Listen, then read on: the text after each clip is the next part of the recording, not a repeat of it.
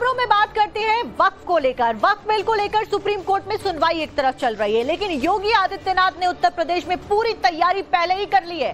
किस जमीन पर वक्फ का अवैध कब्जा है, कहां पर गलत तरीके से वक्फ प्रॉपर्टी का इस्तेमाल किया जा रहा है, शहर शहर इसकी जांच शुरू हो गया है। मुख्यमंत्री योगी का अगला स्टेप क्या होगा, इसकी चर्चा शुरू हो गई है हर तरफ, उत्तर प्रदेश में नहीं पूरे देश में। सवाल है कि क्या वक्फ के अवैध संपत्तियों पर बुलडोजर चलाया जाएगा यूपी में? धार्मिक स्थलों के नाम पर जहां पर दुकानें और मकान खड़े कर दिए गए हैं, क्या उसे योगी आदित्यनाथ अपने ही स्टाइल में आप ध्वस्त कर देंगे? जवाब आपको इस रिपोर्ट में दिखाते हैं।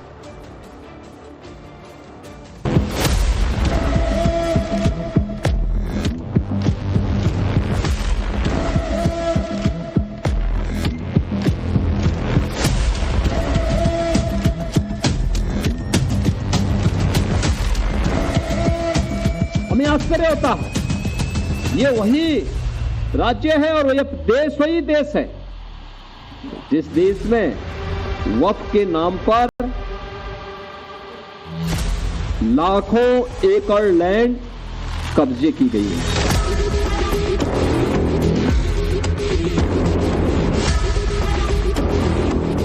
ये लैंड राजस्व के रिकॉर्ड में फिर से आएगी तो एक गरीबी हाई राइज बिल्डिंग का, मल्टी स्टोरी बिल्डिंग का लाभ उठा पाएगा, उसको भी वहां अच्छे फ्लैट सरकार बना करके उपलब्ध करवा देगी। वक्फ का दावा है कि यूपी में उसकी 1,24,720 संपत्तियां हैं, मगर योगी सरकार का कहना है कि यह आंकड़ा महज 2,963 है, यानी 3,000 से भी कम प्रॉपर्टी वक्फ की है, बाकी राजस्व विभाग के नाम है। तो क्या सरकारी दस्तावेजों में मौजूद 1,21,000 जमीनों को वापस पाने के लिए योगी ने पक्का इंतजाम कर लिया? अब वक्फ बोर्ड के नाम पर जमीनों पर कोई डकैती नहीं डाल सकता है, लूट खसोट नहीं हो सकती है, चौराहे की जमीनों पर कोई कब्जा नहीं कर सकता है। ये बोर्ड क्या भूमाफिया बोर्ड हो गया क्या? भूमाफिया प्रदेश में नहीं चल सकते, माफियाओं को तो हम पहले ही विदा करा चुके हैं प्रदेश से, क्योंकि उत्तर प्रदेश में भी लाखों एकड़ लैंड वक्फ बोर्ड के नाम पर नाजायज तरीके से कब्जा करने का काम हुआ था। इसमें किसी गरीब का कल्याण नहीं हो रहा था। नया वक्फ कानून बना, फौरन यूपी में पहली बार एफआईआर भी दर्ज हो गई। बरेली के सीबीगंज में सरकारी कब्रिस्तान को मजार बताने वालों पर शिकंजा कस लिया गया। खुलासे के मुताबिक सब्जे अली नाम के शख्स ने 3 बीघा जमीन पर अवैध कब्जा किया। उस पर सैयद हामिद हसन के नाम से एक पक्की मजार का निर्माण करवाया गया। 24 नवंबर 2020 को चैरिटेबल ट्रस्ट के नाम से दरगाह का रजिस्ट्रेशन भी किया गया। अपनी 4 बेटियों और पत्नी को भी इस संपत्ति का ट्रस्टी बनाया गया। इसके बाद झाड़ फूंक के नाम पर लोगों से पैसे की उगाही भी की जाने लगी। मगर शायद सब्जे अली भूल गए कि यूपी में वक्फ के नाम पर फर्जीवाड़ा नहीं चलेगा। पुत्तन शाह की शिकायत पर पुलिस ने जांच की तो राजस्व विभाग के रिकॉर्ड में जमीन सरकारी निकली। अब इंतजार सुप्रीम कोर्ट के आदेश का है, जिसके बाद अगला एक्शन लिया जाएगा। एफआईआर दर्ज की गई है, जिसमें आईपीसी की धाराएं, धारा 323, 504, 506, 420, 467, 471, 447 और 120 बी के अंतर्गत दर्ज की गई है। आईपीसी के धाराओं के अंतर्गत ये इसलिए दर्ज किया गया है क्योंकि ये पूरा प्रकरण 2020-21 का है। एफआईआर नंबर 177/25 थाना सीबीगंज में पंजीकृत की गई है। ये तस्वीर देखकर किसी का भी दिमाग कौंध सकता है कि खाली बंजर जमीन में मजार और मदरसे कैसे आए और किस मंशा के साथ बनवाए गए। योगी के प्रशासन ने जैसे ही जांच शुरू की, कौशाम्बी में वक्फ बोर्ड का गड़बड़ झाला समझ आ गया। ग्राम समाज की 98 हेक्टेयर जमीन पर वक्फ बोर्ड ने दावा ठोका और फिर वहां धार्मिक स्थल बना दिए गए। मामला 1946 से अटका हुआ था, मगर अब इसे सरकारी खातों में दर्ज करने की तैयारी हो रही है।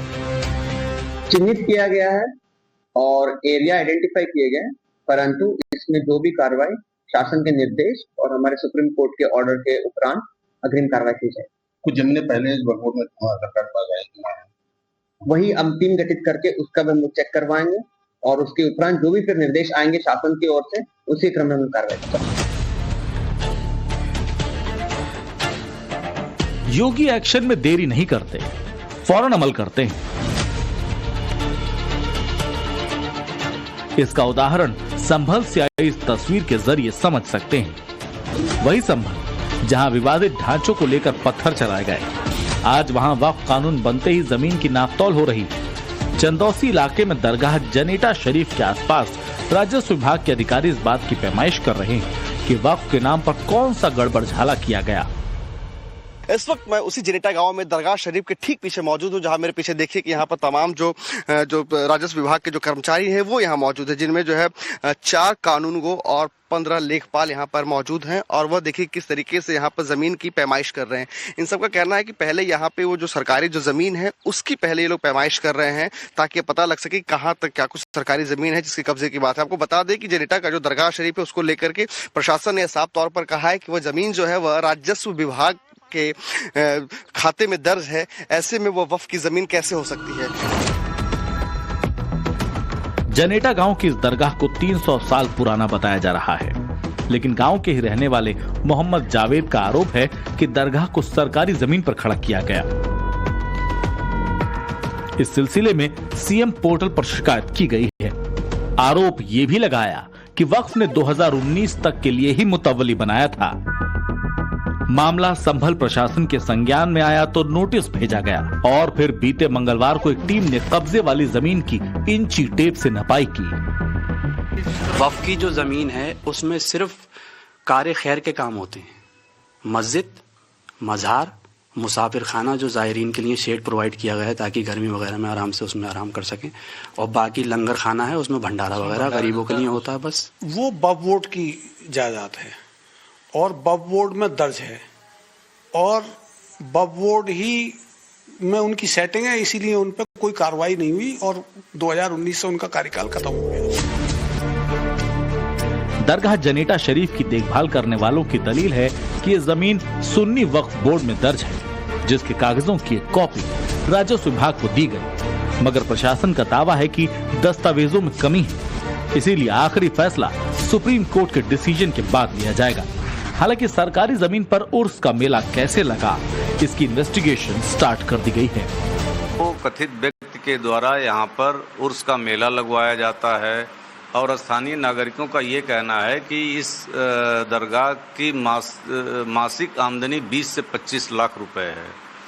तो उन पैसों का क्या होता है, उसका क्या हिसाब है, और मुतवल्ली इनको वक्फ बोर्ड ने बना रखा। इन्होंने जो कागजात दिए हैं उसके अनुसार आज की डेट में यह मुतवल्ली नहीं है। इन सब कागजों की छानबीन की जा रही है। वक्फ के नाम पर जो संपत्तियां बनाई गई उनका इस्तेमाल किस तरीके से किया जा रहा है, योगी सरकार ने इसे लेकर रिपोर्ट मंगाई तो जांच में सामने आया बहुत बड़ा खुलासा, और वो था गड़बड़ झाला।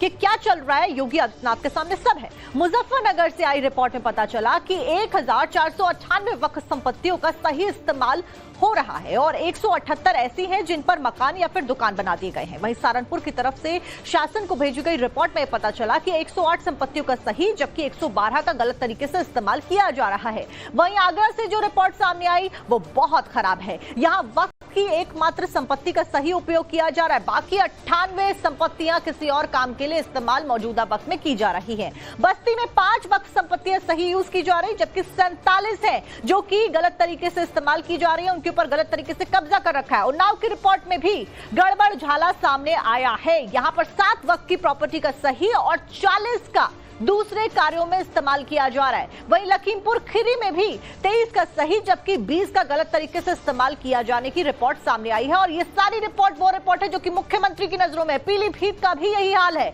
यहाँ पर 17 वक्फ संपत्तियां सही और दूसरा 17 जो है वो गलत तरीके से इस्तेमाल की जा रही है, यानी कि अन्य कार्यों में इस्तेमाल किया जा रहा है, किसी नेक काम में इस्तेमाल इनका नहीं किया जा रहा है। इटावा में 11 संपत्तियों के सही और 11 के गलत इस्तेमाल होने की रिपोर्ट सौंपी गई है। वहीं अमेठी की अगर बात की जाए तो अमेठी में 6 वक्फ संपत्तियों का उपयोग धार्मिक कार्य में हो रहा है जबकि 6 संपत्तियों का इस्तेमाल गलत तरीके से किया जा रहा है, जो कि हैरान कर देने वाला पूरा है। वक्फ कानून बनते ही मध्य प्रदेश के पन्ना में अवैध मदरसे को पहले तो उसके संचालक के हाथों से गिरवाया, मगर डर इतना ज्यादा कि बुलडोजर भी चलवा दिया गया। मध्य प्रदेश की तस्वीर के सामने आने के बाद सवाल उठ रहा है कि क्या यूपी में भी अवैध संपत्तियों पर यही तरीका नजर आएगा। वक्फ बोर्ड का दावा है कि अयोध्या में 3652 जमीनें उसकी हैं, जबकि सरकार का कहना है कि इनमें से 2116 सरकारी जमीनों पर हैं। शाहजहांपुर के वक्फ के दावों में 2589 जमीनें हैं, जबकि सरकार कहती है कि इनमें से 2371 संपत्तियां तो सरकार की हैं।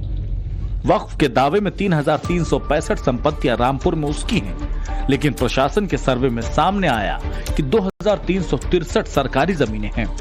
वक्फ बोर्ड के मुताबिक जौनपुर में उसकी 4167 संपत्तियां हैं, लेकिन सरकारी रिकॉर्ड के मुताबिक 2096 संपत्तियां अवैध तरीके से कब्जाई गई हैं। वक्फ बोर्ड ने 3499 संपत्तियां बरेली में होने का दावा किया, लेकिन सरकार कह रही है कि इनमें से 2000 प्रॉपर्टीज सरकारी रिकॉर्ड में हैं। बताया जा रहा है कि योगी ने खुद फाइलें मंगाई हैं और ये जांचा परखा जा रहा है कि इनका किया क्या जाएगा। 5 मई 2025 की तारीख मुकर्रर कर दी गई है। ये वो तारीख है जब वक्फ संशोधन बिल को लेकर सुप्रीम कोर्ट से कोई बड़ा फैसला आ सकता है। हालांकि इस फैसले के पहले ही यूपी की योगी सरकार ने अपनी तैयारियां तेज कर दी हैं। यूपी के अलग अलग शहरों में वक्फ की अवैध प्रॉपर्टी की पैमाइश की जा रही है, सर्वे का काम किया जा रहा है। और इस वक्त देखिए हम धर्मनगरी वाराणसी में मौजूद हैं और वाराणसी में भी 600 से अधिक ऐसी प्रॉपर्टी है जिसे वक्फ ने अवैध तरीके से कब्जा किया था, और इन्हीं में से एक है उदय प्रताप कॉलेज के बीचों बीच बना ये मस्जिद। मेरे ठीक पीछे आप ये देखिए, ये मस्जिद है और इस मस्जिद को लेकर भी लंबे समय से बवाल मचा हुआ है।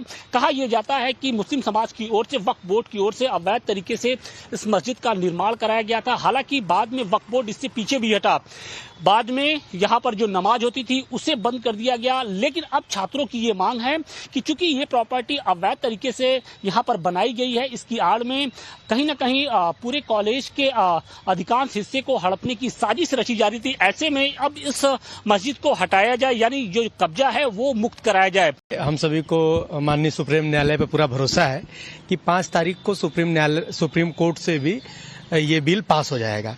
और हम लोगों ने जो एक आंदोलन किया था, छात्रों का एक समूह बड़ा आंदोलन किया था, जिसपे वक्फ ने लिख के ये दिया कि ये प्रॉपर्टी वक्फ बोर्ड की नहीं है, तो निश्चित रूप से ये अवैध प्रॉपर्टी है। तो हम सभी छात्रों की लगातार मांग है कि इसको हटाया जाए।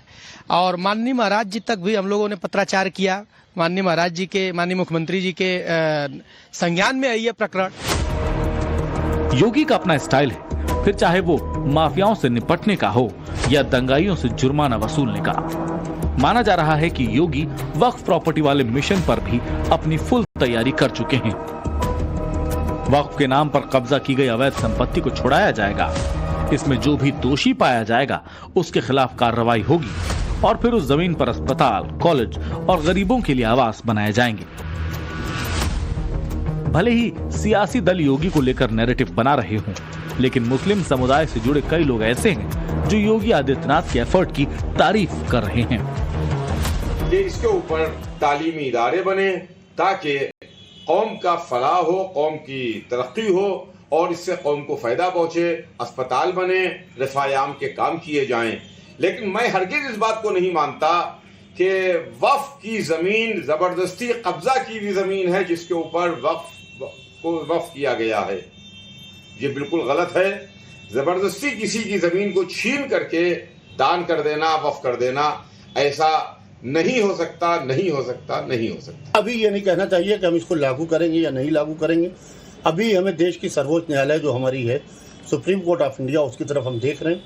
और जो सॉलिसिटर जनरल ने टाइम मांगा है 1 हफ्ते का, 1 हफ्ते के टाइम के बाद में देखिए सरकार क्या निर्णय लेती है, हमारी जो सुप्रीम कोर्ट है क्या निर्णय लेती है। जो भी वो निर्णय लेगी उसी के ऊपर अमल किया जाएगा। होता ये था कि वक्फ बोर्ड के चेयरमैन, जो लोग भी इस बॉडी पे काबिज होते थे, ये भू माफियाओं से मिल करके करोड़ों की जमीनों को रेवड़ियों के भाव बेच देते थे, खुर्द-बुर्द करते थे। वाकिफ की मंशा के मुताबिक काम नहीं होता था। वाकिफ की मंशा ये थी कि उससे होने वाली आमदनी गरीब, कमजोर बेवा और यतीम मुसलमानों पर खर्च की जाए, मगर ये तमाम चीजें न हो करके ये सब अपनी पॉकेट में जाती थी। तो सवाल फिर वही है कि कौन है जो वक्फ के नाम पर भड़का रहा है? क्या डर इस बात का है कि योगी आदित्यनाथ के पास वक्फ से जुड़ी 1.25 लाख प्रॉपर्टीज की पूरी डिटेल है? इसीलिए अलग अलग थियोरी और फेक एजेंडे से एक्सपेरिमेंट किया जा रहा है। वक्फ कानून को लेकर बीजेपी ने लखनऊ में पहली कार्यशाला की, जिसमें अल्पसंख्यक समुदाय से जुड़े लोग भी शामिल हुए। आगे भी समूची यूपी में संवाद और संपर्क के जरिए भ्रम और कंफ्यूजन दूर किया जाएगा। हमारी जवाबदेही आम मुसलमानों के लिए, हमें आम मुसलमानों के भले के लिए काम करने के लिए सत्ता की इस कुर्सी पर बैठाया गया। प्रधानमंत्री मोदी जी को फिर से तीसरी बार प्रधानमंत्री देश के आम जनमानस ने बनाया। उत्तर प्रदेश में दूसरी बार मुख्यमंत्री योगी आदित्यनाथ जी को उत्तर प्रदेश की आम जनता ने बनाया। तो आम जनता के लिए क्या हमारी जिम्मेदारी होनी चाहिए, उस जिम्मेदारी पर हम काम कर रहे हैं। और अगर हम ये कहते हैं कि वक्फ बोर्ड पे स्कूल, कॉलेज, हॉस्पिटल बनने चाहिए, तो जिन्हें इससे दिक्कत हो रही है, ये सोचने का विषय है कि आखिर स्कूल, कॉलेज से, मुसलमानों के डेवलपमेंट से कांग्रेस और सपा को क्यों दिक्कत हो रही है। योगी आदित्यनाथ ने वक्फ कानून को लेकर जिस तरह की तत्परता दिखाई है, उससे एक बात तो क्लियर है, ना तो विरोध प्रदर्शन के दौरान किसी तरह की हिंसा हुई और ना ही वक्फ की अवैध संपत्तियों पर एक्शन के दौरान किसी को दिक्कत होगी। हाँ, इतना जरूर है कि कुछ मौलाना जमात और मुस्लिम वोट बैंक की राजनीति करने वालों की नींद उड़ गई है। उत्तर प्रदेश में 1,21,000 वक्फ की प्रॉपर्टीज है। 1,12,000 के पास कागज ही नहीं है। वक्फ का यूजर खत्म हो गया तो जायदादें कौन लेगा? वो जायदादें कौन लेगा बताओ? तुम्हारे पास लीगल उसके ऊपर इख्तियारी नहीं होगा, कोई भी घुस जाएगा। वक्फ का यूजर निकाल दिए। तो उत्तर प्रदेश सरकार ने 78% प्रॉपर्टी 14,500 हेक्टेयर में से लगभग 11,500 हेक्टेयर लैंड सरकारी घोषित कर दी, जिसके अंदर खानकाहें, ईदगाहें, मस्जिदें और कदीमी मस्जिदें 400, 500 साल पुरानी मस्जिदें भी शामिल हैं, उनको सरकारी संपत्ति घोषित कर दी। और अब ये अधिकार चला जाए डेजिग्नेट, इस कानून के बाद डेजिग्नेटेड ऑफिसर के पास। वो तय कब करेगा उसकी कोई समय सीमा नहीं है कि वो कब तय करेंगे।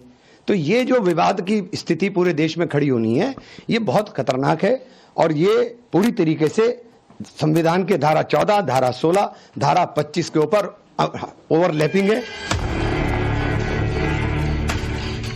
प्रधानमंत्री मोदी ने वक्फ पर जो कदम उठाया, उसके बाद भाईजान की दुकान पर ताला लगने की नौबत आ गई। अगर देश की सबसे बड़ी अदालत ने बिना किसी रोक के वक्फ कानून को ग्रीन सिग्नल दे दिया, तो यूपी के मुख्यमंत्री योगी आदित्यनाथ बेहिसाब दर्द देने वाले हैं, क्योंकि यूपी में 90% से ज्यादा वक्फ संपत्तियां डेंजर जोन में हैं और योगी वक्फ की आड़ में करोड़ों की जमीन कब्जाने वालों पर रहम दिखाने के मूड में हरगिज नहीं। लखनऊ से विनोद मिश्रा, वाराणसी से आशुतोष सिंह और संभल से प्रेरित कुमार के साथ ब्यूरो रिपोर्ट, टाइम्स नाउ, नव भारत।